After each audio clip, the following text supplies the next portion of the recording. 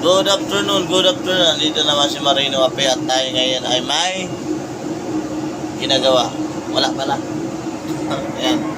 Ito, nagpapagupit yung ating kasamahan sa harap buhay at ating mga kaway, aba matataba pa. Kaway. Oh. Kasama natin ngayon nag-iisang binabantayan lang raw niya ang sarili niya. Kaya siya hindi nagtutulog. Ay, ito pa.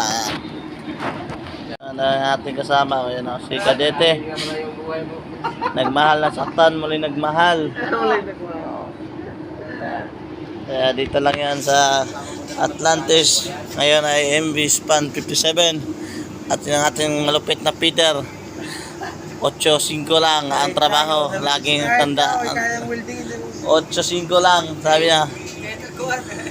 Walang sweldo, walang obra, walang bigas, walang obra, istimbuhay ini.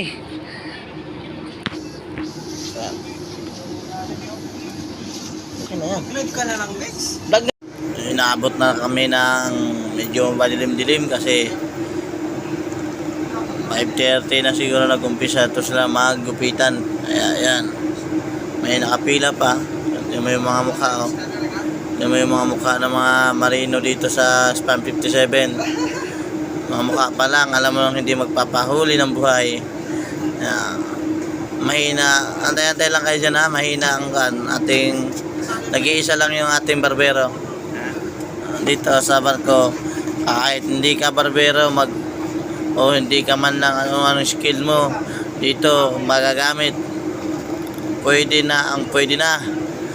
Basta at nagugupitan ka, ayan. At sa mga gustong pauwi na dyan, pwede na kayo sumakay dyan sa lifeboat. Ayan. Pila-pila na kaya. Yun na naman yung Marino Ape, nag-aantay ng pila, kaya pa-subscribe sa mga sunod yung video. Magandang hapon at good evening. Utang na.